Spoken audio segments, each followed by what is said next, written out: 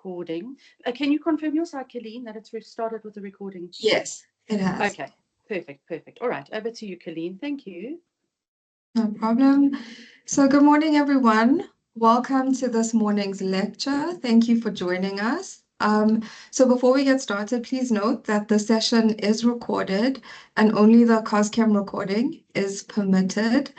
If you have questions along the way, everyone has been muted, so please feel free to pop it in the chat or you can ask it at the end of the session. It is my pleasure to welcome Muhammad Patel, the partner and co-founder of IP Practice at Dentons. Thank you so much for joining us today, Muhammad. We really appreciate your time. So we can get started. Thank you. Thank you. Good morning, distinguished members of Coschem. I am thankful to both Kelleen David and Bridget McDonnell, your General Secretariat, for allowing me the opportunity to speak to you all on the important subject matter of protecting your brand, a legal perspective. Now, all businesses, yours included, have ideas, and those ideas you desire to become profitable innovations. I see in practice daily, working both with startups all through global blue chip companies, the value of conducting an intellectual property, or what we refer to as an intellectual property due diligence. Now, I just would like to pause for a second and talk of intellectual property. Um, there is an umbrella of intellectual property, and in simple words, or as an example, it could be anything from a trademark. So when you think of a brand name, we would all be familiar with Nike. That would be a brand name. Think of a logo. So think of the Nike swoosh logo, or even just think of the Just Do It tagline. Another example or another umbrella of intellectual property would be that of a design.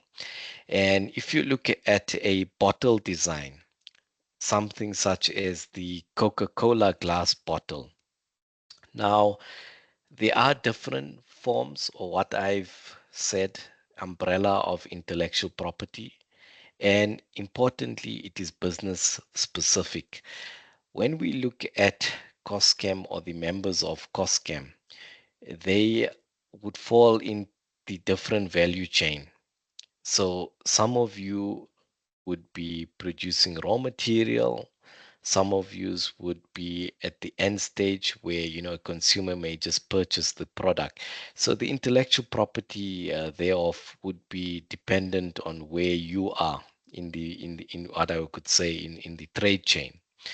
Now, regarding the IP due diligence, this is something that I want all of you as business owners to think carefully about.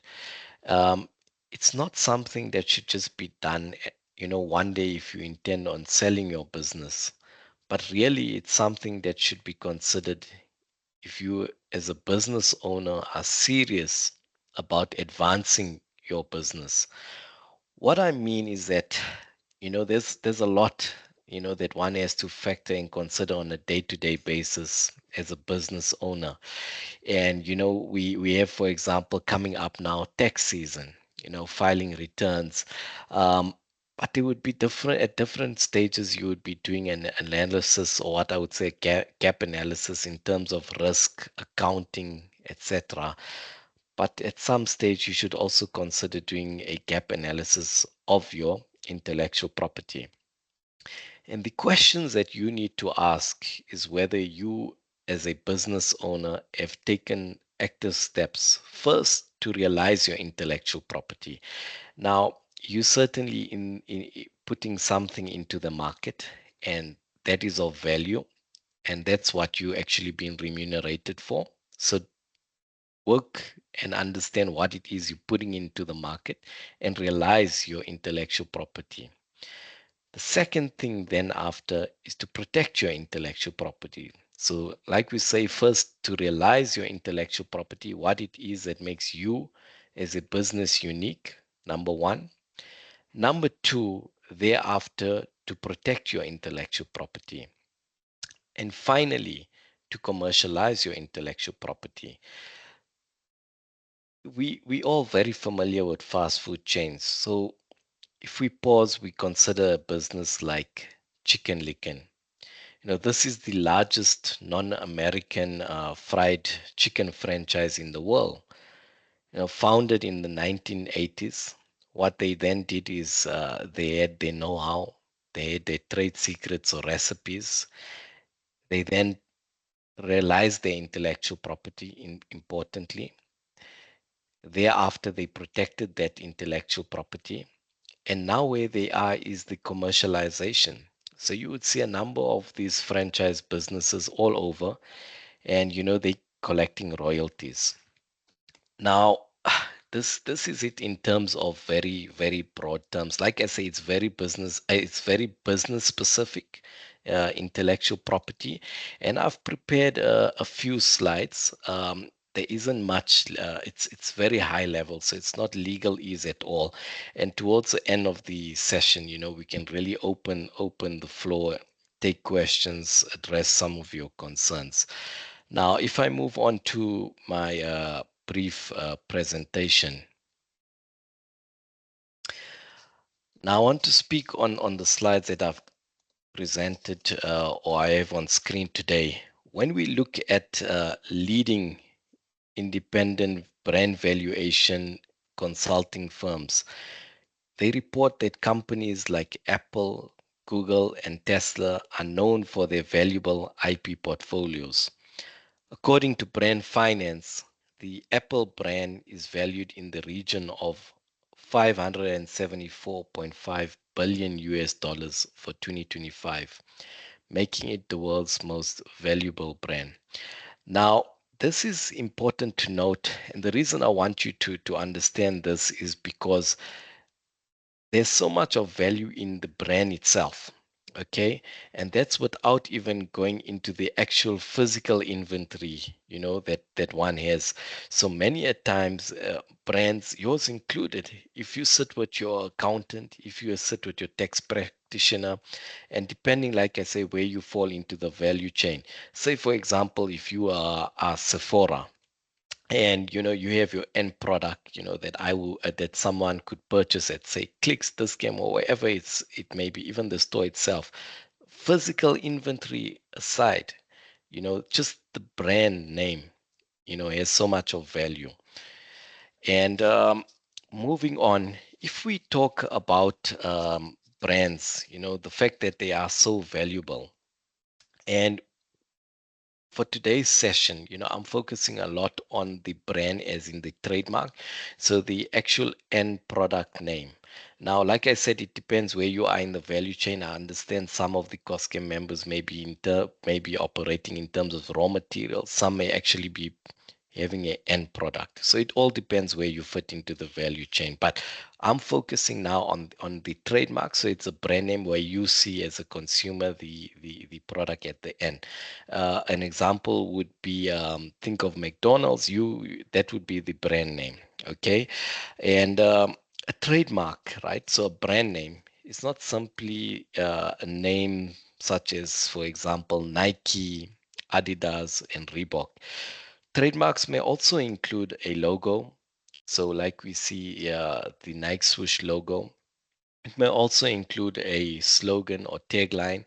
So, when we look at the Just Do It tagline, and in some cases, you even have colors, you have sounds, and you have jingles associated with your brand, and that can be trademarked. Uh, Notable examples which include a color trademark would be MTN's yellow. We're all familiar with MTN. We're all familiar with the color scheme yellow, and that would be protected in terms of the telecommunications sector. We then think of something like MGM, the Lion's Roar. that in the entertainment sector. And you just go on to Netflix, you go on to Amazon, before the actual movie commences, you would see that. Another example that we're all familiar with, an uncle in the furniture business. That's something resonates with all of us as South Africans. Now that's where there's value in the brand. So just to get you to think, it's not just something as simple as the brand name. It's colors, it's sounds, etc. And the reason why I need to emphasize this is that you, as a business owner, you need to certainly establish an identity that sets you apart from your competitors. And before you do that, um, and you want to pursue a brand, or you want to consider strongly a brand, it's very critical that where people, I would say, is a pitfall, is they think that the more descriptive a name or brand name, that the easier it will be able to market the product. Well, that is actually a very bad idea, as not only you will fail to set your product apart, but it will also be difficult to protect and enforce. Now, if your brand is descriptive of the product, there's a high likelihood that you won't actually be able to register it as a trademark, but also how would you define yourself from competitors? Now, think of it this way. If you go to your local fruit and veg store and you had to see a box of mangoes, but the brand name is actually mangoes for mangoes. Now, that makes no sense. It's too descriptive. But now, when you apply the word, for example, or the fruit mango to an airline, to a clothing brand, it's descriptive. No longer descriptive, my apologies. It's actually distinctive. A further example is if you take apple for apples, it's descriptive. But if you then say Apple now applied to electronic devices, that now it allows you to be competitive in the industry because you're doing something that sets you apart from your competitors. Now, like we've said, we're focusing specifically on the trademark. There's a whole umbrella of IP. We're talking of brands and brand names, and we're talking of trademarks. And when we're talking of trademarks, we must understand that you need to make sure as a brand owner that you can actually use your name. And the way you would actually do that is to perform a trademark search. You will work also with your accountant, or your tax practitioner on CIPC. You do a company name search, and you'd also do a domain name search. So let's just link it all. And if we link it, we'll see it's not it's no longer just about going on CIPC. It's about going beyond that, registering a website, social media page, and these searches must be done in each country where you intend to use your product. For example, I've seen too many cases where business owners are so far down the line in terms of both advertising and marketing spend that they actually now have to rebrand, as they never took the initial time and resources to identify whether their name is available for use in the market. And so, what you don't want to do as a brand owner is just piggyback on someone else's business name. There is a fine line. Um, as an IP practitioner and someone that also does a lot of litigation, yes, we try to help if what we could say clients are being naughty, but pick a unique name, move with that brand name, and then after that, try to protect it across different. Firstly, administrative bodies, so CIPC, the trademarks office, and then also from an advertising marketing point, you also want to look at the website, you want to look at social media pages, so everything is aligned, everything is in order. Then once you've cleared the name, and you'll see from the screen that I'm sharing now, is that you actually would look to register your trademark. Now, trademarks are territorial. So the brand name is territorial, but actually, for the most part, all IP is territorial. And so you look to register where you're operating your business. Many at times, unless it's an extremely well-known trademark, but if you operating, say, in South Africa, but you've not sought protection in Zimbabwe, and you tomorrow go into Zimbabwe, there may be someone else with the same or similar business operating off the same or similar goods or services that is maybe problematic. So again, you know what, you need to actually register and register everywhere where you're conducting business. um, there are some systems across the world, but if you focus exclusively in Africa, there's what we have ORP, there's something called a repo, and this allows you to file but a single trademark, and it covers a number of member states. So last when I seen it covers 17 member states, and this is primarily French speaking countries in Africa. um, Now the big question is, or the one that arises all the time is, okay, so I've got a possible name, and how do I actually protect it? Where do I register it? So trademarks are registered in 45 classes or categories of goods or services, and depending on what business you in, that would be the applicable class of goods or services. We look at someone or a company such as Sephora. They would be in class 3, focusing on cosmetics, hair lotions. Um, if, for example, you were conducting business in financial services or insurance, you would be class 36. So this is all now dependent on what it is you're actually doing.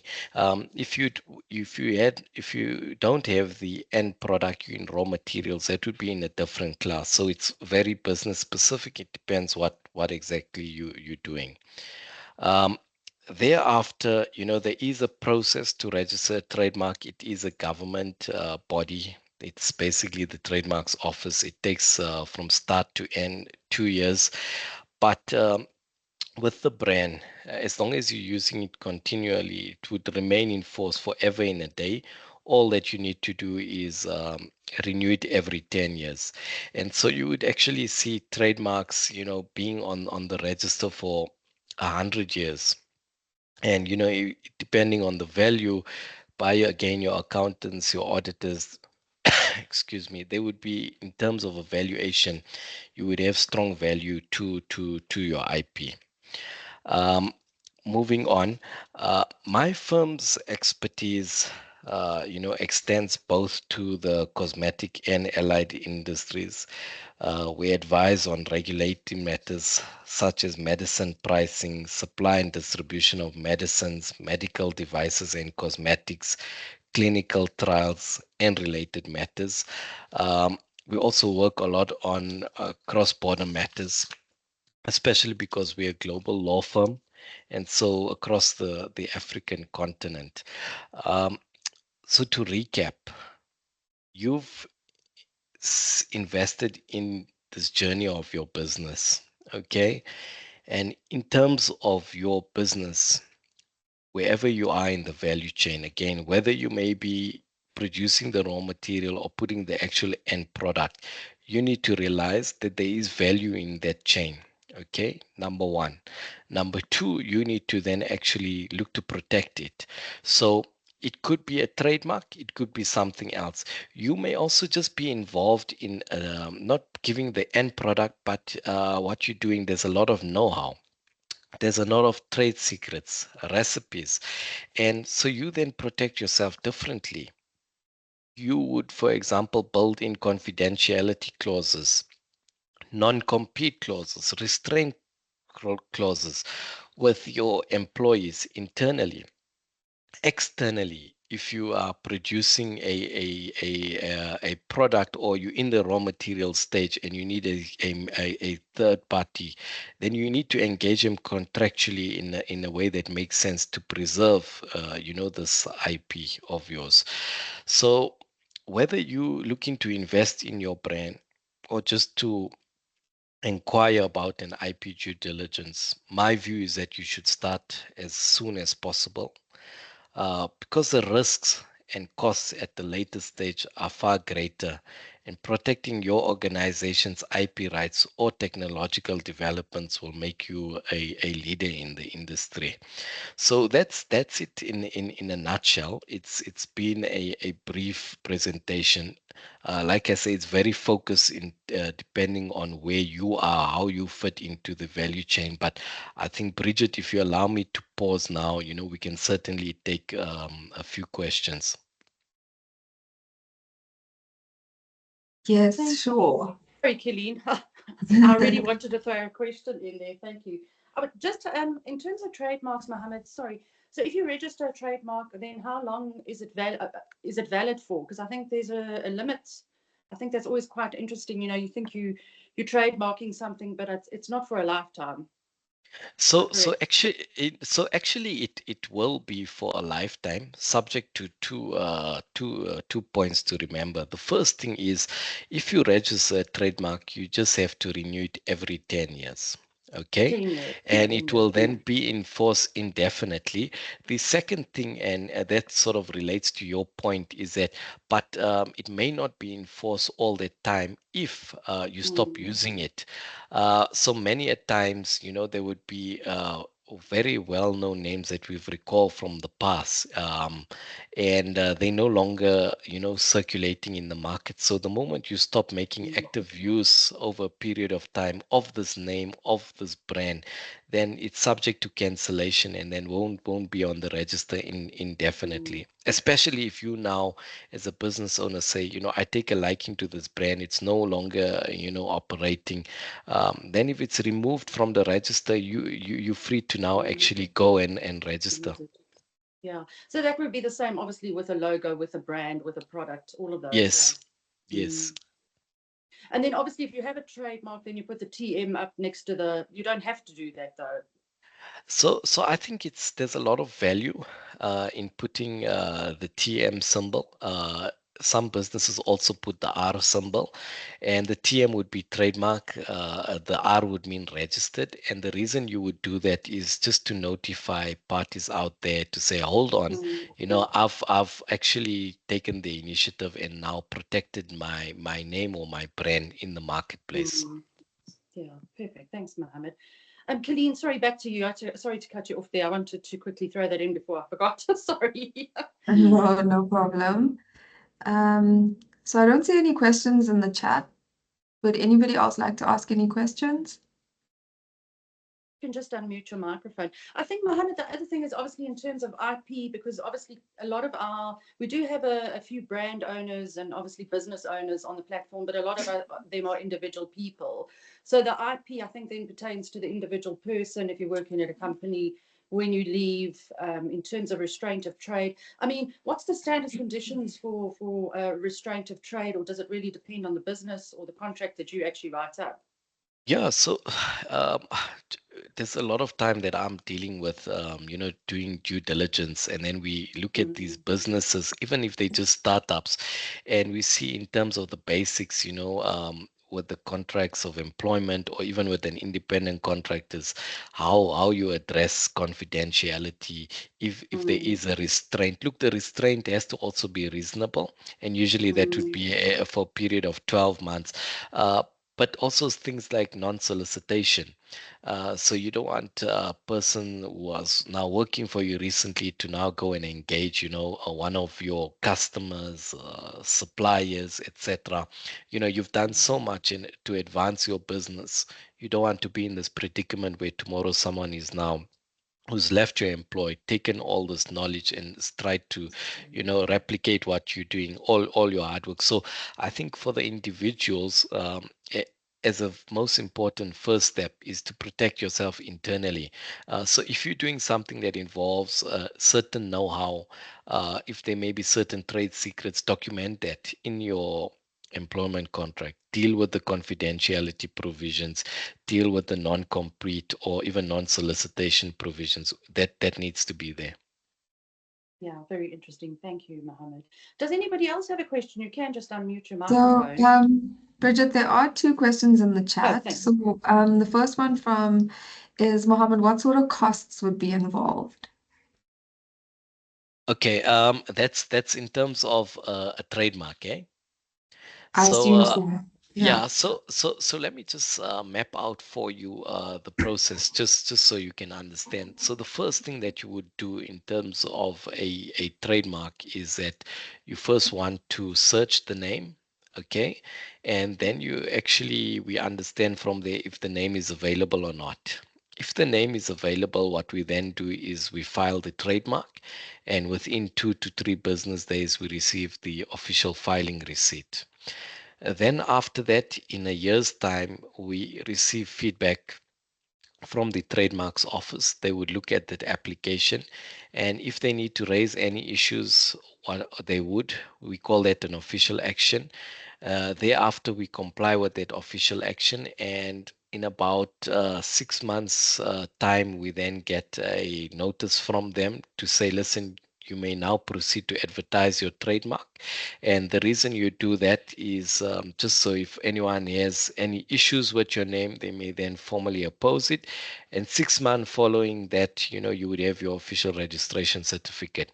Now, there's costs incurred from start to finish, but because it's a 2-year process, you don't incur those costs all upfront. Now, it would depend on the cost. It would depend on what we're actually protecting. If it's just the name, if it's a logo, if it's a slogan, it would also depend, how many classes we're seeking protection of. But usually from start to finish, if it's one class, it would be about, we could, as a rough estimate, at about 10,000 Rand. It just depends on what we're doing. But it's also spread across 2 years. So it's not that one incurs a significant cost upfront. It's spread over a period of 2 years. Thanks. Thanks. So Mohammed, the second question, I know you did briefly touch on this, but if the brand has been registered, must we use the R or the TM symbol? Is there a difference between the two symbols, and what is the importance between the two? Okay, so usually you only want to use the R symbol when the brand or trademark is registered. If your brand or trademark is not registered, then you're prohibited from using the R symbol. The TM symbol as well. Usually, people, if they have a pending trademark, they would use the words TM pending. So I think it's also important to understand that if you don't have a registered trademark and you're using the R symbol, it's actually prohibited, because think of it, other persons have actually spent their energy, time, and resources to get it registered, whereas you've not. Another issue could be is that you may be using the R symbol, saying it's registered, but it may just be that someone else actually owns that name. So to recap, our symbol should only be used if your trademark is registered. If you have a pending trademark, then you should use the words TM pending. But yeah, I would actually use TM or R if your trademark is registered in your business name. It just shows to the market that, you know what, you own the name and you've protected it. Mohammed, Thanks. sorry, Kadeen, it's Bridget again. Sorry, Mohammed. I was just also wondering, so if you had obviously a brand, and then you had, let's say, a sunscreen, an eye gel, a lipstick, would you need to then trademark each of those products, or would it go under the company brand? Yeah, so if you have, for example, one name that's spread across different products, then you just need to protect one product. So I gave the example earlier of Sephora. So if Sephora is in perfumes, if they're dealing with lotions, then you know what, it may just be that they can capture it all in one class, and that's fine, unless their product range is extensive, then it may just be in additional classes. But for the most part, it would be captured in one or two classes. It also depends on how big the business is. What's the budget, what's the reach. Some businesses would also go into advertising all these other, what we would say, non-core classes, because depends on the reach of the brand. Thank you. All right, Colleen, I don't know, are there any other questions? We do still have a lot of time, but I think we've covered a lot of ground this morning and a lot of interesting content. Thanks, Muhammad. I know you are a busy gentleman, so we really appreciate you taking busy time out of your schedule to educate us further on your legal aspects. Colleen, I don't know if there's anything else your side, if you'd like to close off. Last chance, guys, before we close the meeting, if there's a question. Muhammad, I don't know, are your details there on the last slide? If you would like Yes, to yes. contact Muhammad, you can reach out to him on the email, or you can email me and I can connect you with Muhammad. Thanks, Muhammad. Colleen, back to you. So I don't think there's any more questions. So Mohammed, just thank you so much for your time and your expertise on this subject. We really appreciate it. Thank you to everyone for joining online. Our next lecture will be on the 9th of July. The topic is on neuroscience, but the details will follow. So thank you, everyone. Have a good day. Thank you.